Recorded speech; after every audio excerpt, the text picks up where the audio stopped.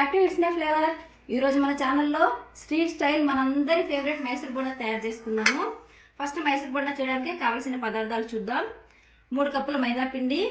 మీరు ఇంకా హెల్తీగా చేసుకోవాలి అనుకుంటే గోధుమ పిండి కూడా వాడుకోవచ్చు. 1 కప్పు పెరుగు తీసుకున్నాను. మనం ఏ కప్పుతో అయితే కొలత పెరుగు తీసుకున్నామో అదే కప్పుతో 3 కప్పుల మైదా పిండి తీసుకోవాలి. అప్పుడు మనకు రెసిపీ చాలా కరెక్ట్గా వస్తుంది. తగినంత ఉప్పు, 1.5 స్పూన్ వంట సోడా, కొత్తిమీర, కరివేపాకు, చిన్న అల్లం ముక్క, 2 పచ్చిమిరపకాయలు, ఒక చిన్న క్యారెట్ ముక్క, ఒక ఆనియన్. ఇప్పుడు ఫస్ట్ మనం పిండి కలుపుకుందాము. పిండి కలుపుకున్న తర్వాత ఇవి నిదానంగా కట్ చేసుకుందాం. ఇప్పుడు ఫస్ట్ మనం పిండి కలుపుకుందాము. పిండి కలుపుకోవడానికి కప్పులో ఫస్ట్ పెరుగు వేసుకోవాలి. ఈ పెరుగులో 1.5 స్పూన్ వంట సోడా వేసుకోవాలి. ఈ రెసిపీకి మనకు వంట సోడా కొంచెం ఎక్కువగానే పడుతుంది. తగినంత సాల్ట్ వేసుకోండి. ఇప్పుడు ఇలా కలుపుకున్న పెరుగులోకి పిండిని యాడ్ చేసుకుందాం.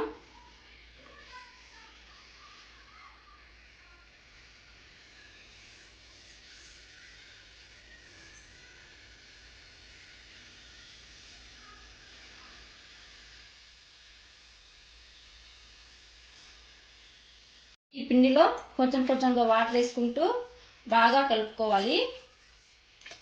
1 అవర్లో మేము చేసుకుంటాము అనే వాళ్ళైతే ఖచ్చితంగా గోరువెచ్చని నీళ్ళతో కలుపుకోండి. పిండి చాలా బాగా పులుస్తుంది. ఉంటలు లేకుండా చాలా బాగా మిక్స్ చేసుకోవాలి.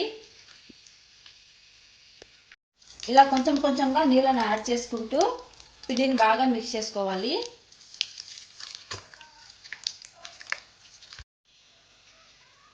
పిండి చూడండి ఇలా ఉంది కదా. ఇప్పుడు మన 5 వేళ్ళని ఇలా పెట్టి ఈ పిండిలోకి మనం ఎయిర్ బబుల్స్ గ్యాప్ వచ్చేట్టుగా బాగా బీట్ చేయాలన్నమాట.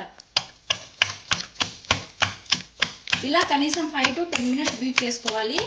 ఎంత ఎయిర్ ఫామ్ అయితే మన బోండాలు అంత బాగా వస్తాయి. బీట్ చేసుకున్నాము. బీట్ చేసుకున్న తర్వాత ఎంత సిల్కీగా వచ్చిందో. ఇప్పుడు ఈ పిండిని 1 గంట నుంచి 2 గంటల పాటు నానబెట్టుకోవాలి. మూత పెట్టి పక్కన పెట్టుకుందాం. చూడండి పిండి బాగా పులిసిపోయింది, బబుల్గా అయిపోయింది. నేను 1.5 అవర్ నానబెట్టుకున్నాను. ఇప్పుడు ఈ పిండిలోకి మనం కావాల్సిందే ఈ వెజిటేబుల్స్ అన్నిటిని కట్ చేసుకొని పిండిలో వేసుకుందాం. 2 పచ్చిమిర్చి, 1 స్పూన్ అల్లం, 1 ఆనియన్ ముందే వేసుకోవద్దు. ఆనియన్ ముందే వేసుకున్నారంటే నీరు ఊరుతుంది కాబట్టి పిండి పలుచగా అయిపోతుంది.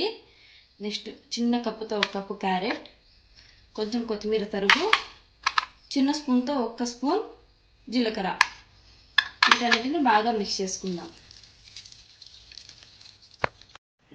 పిండి కలుపుకోవడం అయిపోయింది. ఇప్పుడు స్టవ్ ఆన్ చేసుకొని ఒక బాండీలో ఆయిల్ వేసుకుందాము. ఆయిల్ బాగా హీట్ అవ్వనివ్వాలి. ఇప్పుడు పిండిని చిన్న చిన్న బాల్స్గా వేసుకోవాలి.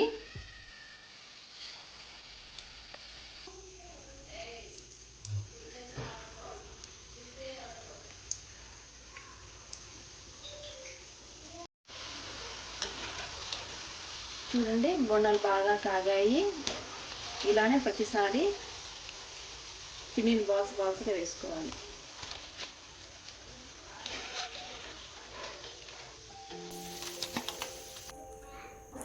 చూడండి మైసూర్ బోండా ఎంత స్పంజీగా వచ్చిందో. నేను చెప్పే కొలతతో చేస్తే ఇంత సాఫ్ట్గా ఇంత స్మూత్ మైసూర్ బోండా రెడీ అవుతుంది. మీ ఇంట్లో కూడా ట్రై చేయండి ఫ్రెండ్స్. ఈ వీడియో నచ్చితే లైక్ చేయండి, షేర్ చేయండి, సబ్స్క్రైబ్ చేయండి.